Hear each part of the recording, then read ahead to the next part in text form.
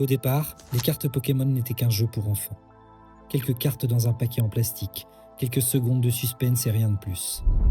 Aujourd'hui, certaines cartes valent plus cher qu'une voiture de luxe. Des morceaux de carton imprimés, achetés, collectionnés, enfermés, comme des objets d'art. Certaines ventes dépassent désormais des centaines de milliers d'euros. Des adultes campent devant des magasins, des ruptures de stock provoquent des bagarres et des millions de personnes regardent des inconnus ouvrir des boosters comme on regarde un casino. Parce que Pokémon n'est plus seulement un jeu, c'est devenu un marché mondial, une machine à dopamine et l'un des systèmes psychologiques les plus puissants du divertissement moderne. Fin des années 90, tout commence avec un simple jeu sur Game Boy. Pokémon rouge, Pokémon bleu. Le concept paraît très simple, capturer des créatures et compléter ton Pokédex. Mais très rapidement, Nintendo comprend que Pokémon peut devenir beaucoup plus qu'un jeu vidéo. Le dessin animé arrive, Pikachu devient une icône mondiale, et toute une génération grandit avec cet univers. Puis les cartes Pokémon débarquent dans les écoles, et immédiatement, les cours de récréation explosent. Tout le monde échange des cartes, compare ses collections, cherche les cartes rares. Très vite, ces cartes deviennent bien plus qu'un simple produit dérivé. Certaines deviennent mythiques. Le Dracofeu holographique, les premières éditions, les cartes ultra rares, et en quelques années seulement, Pokémon devient un phénomène mondial. Jeux vidéo, films, dessins animés, produits dérivés, cartes. Pokémon n'est plus un jeu, c'est une culture entière. Mais la véritable force de Pokémon ne vient pas uniquement des personnages. Elle vient surtout de la collection. Parce que collectionner active des mécanismes psychologiques extrêmement puissants dans le cerveau humain. Le cerveau adore compléter des séries, cocher des cases, finir une collection, posséder quelque chose dans son intégralité. C'est exactement pour ça que le slogan Pokémon est devenu si puissant. Attrapez-les tous. Pokémon comprend aussi parfaitement ce qui attire naturellement notre attention. Les cartes rares brillent, elles sont différentes, plus difficiles à obtenir, plus spéciales. Et plus quelque chose paraît rare, plus notre cerveau lui attribue automatiquement de la valeur. Chaque nouvelle carte agit alors comme une petite récompense psychologique. Le cerveau libère de la dopamine, la molécule associée au plaisir et à la motivation. Et c'est précisément là que Pokémon devient extrêmement puissant. Parce que le système fonctionne exactement comme les machines à sous dans les casinos.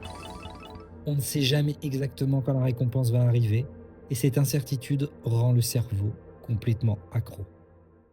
Le véritable produit Pokémon, ce ne sont pas uniquement les cartes, c'est surtout le suspense. Chaque booster devient une promesse.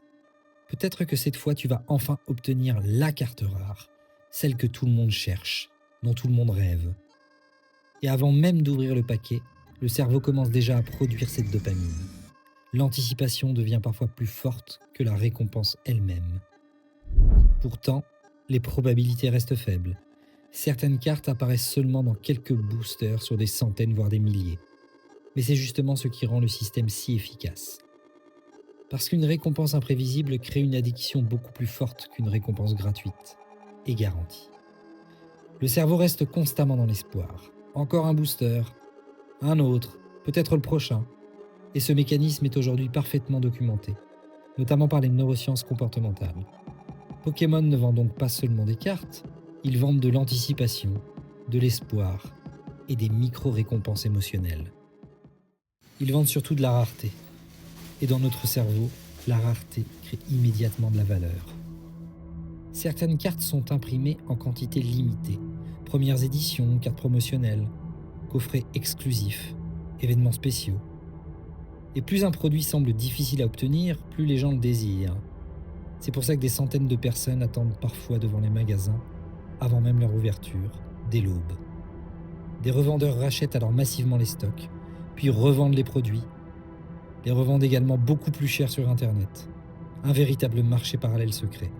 Et au final, la valeur des cartes ne dépend plus uniquement du jeu, elle dépend surtout de leur rareté perçue. Puis Internet transforme complètement le phénomène. Les ouvertures de boosters deviennent un spectacle mondial. Des millions de personnes regardent désormais d'autres ouvrir des cartes Pokémon. Et plus les réactions sont exagérées, plus les vidéos fonctionnent. Les cris, le suspense, l'excitation, tout est parfaitement adapté aux réseaux sociaux. Pokémon devient alors un contenu idéal pour l'économie de l'attention.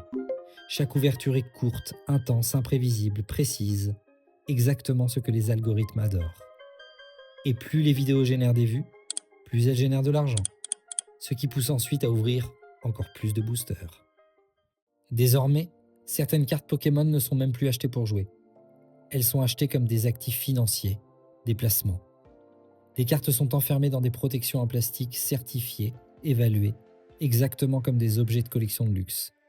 L'état de conservation devient alors essentiel. Une simple rayure peut faire perdre des milliers d'euros de valeur. Sur Internet, des ventes records apparaissent constamment. Certaines cartes anciennes se vendent en quelques minutes pour des sommes complètement folles. Et plus les prix augmentent, plus de nouvelles personnes entrent sur le marché. Des collectionneurs, des influenceurs, mais aussi des investisseurs qui n'ont parfois jamais joué à Pokémon de leur vie.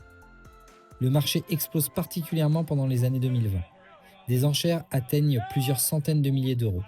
Certaines cartes deviennent alors des symboles de prestige. Posséder une carte ultra rare, ce n'est plus seulement aimer Pokémon, c'est afficher un statut social. Des entreprises entières vivent désormais de l'évaluation et de la certification des cartes. Chaque détail est analysé. Les coins, les couleurs, le centrage, la qualité d'impression. Les cartes sont ensuite protégées dans des boîtiers spéciaux. Certaines ne seront plus jamais jouées. Et progressivement, Pokémon devient alors un marché spéculatif. Les gens achètent en espérant que les prix continueront de monter.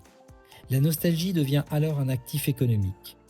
Et plus les médias parlent de ventes records, plus le phénomène continue de grossir. Mais malgré l'argent, les enchères et la spéculation, le véritable génie de Pokémon se trouve ailleurs. Parce qu'au fond, Pokémon ne vend pas seulement des cartes, ils vendent des émotions. Toute une génération a grandi avec cet univers. Les dessins animés après l'école, la Game Boy dans la voiture, les échanges de cartes dans la cour de récré. Pokémon est devenu un souvenir collectif. Et des années plus tard, les enfants deviennent adultes. L'attachement émotionnel, lui, reste intact, alors beaucoup reviennent. Ils rachètent des boosters, retrouvent leurs anciennes collections, recherchent les cartes dont ils rêvaient petits.